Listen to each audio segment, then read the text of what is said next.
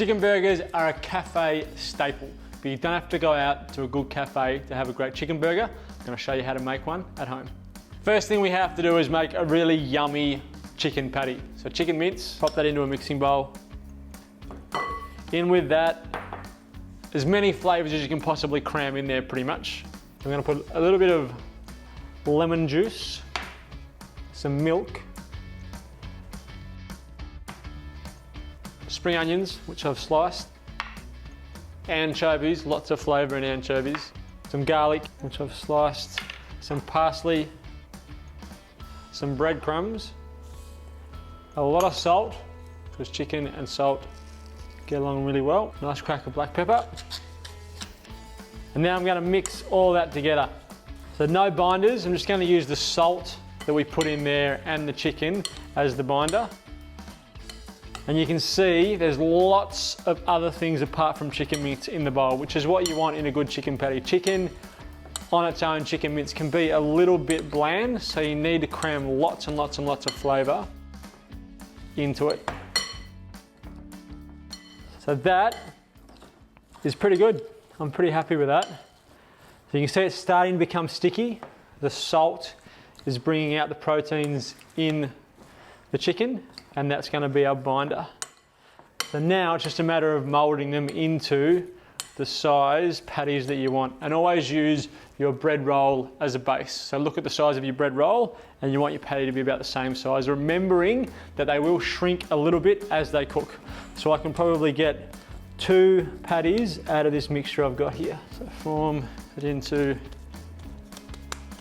a decent sized patty, straight into my fry pan. You can make these Asian patties if you want, put some lemongrass and ginger and coriander in there. Put that one in.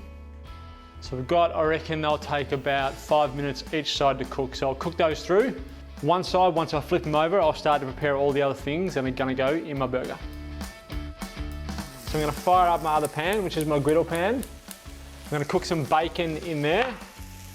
So I want a good mixture of sort of the eye of the bacon and the belly. So I'll pop some of the bacon into a cold pan. We want to render out some of that fat. We want it to be nice and crispy. So I'll put in some of the belly pieces and a couple of the eye pieces. Cook that off. And then I'm going to use that pan to char my bread rolls in.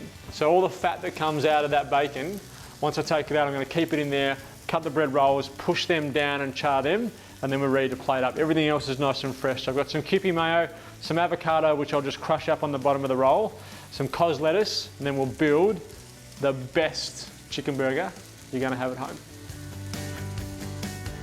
Turn my heat off on my burgers and I'm just allowing them to stay there to keep warm.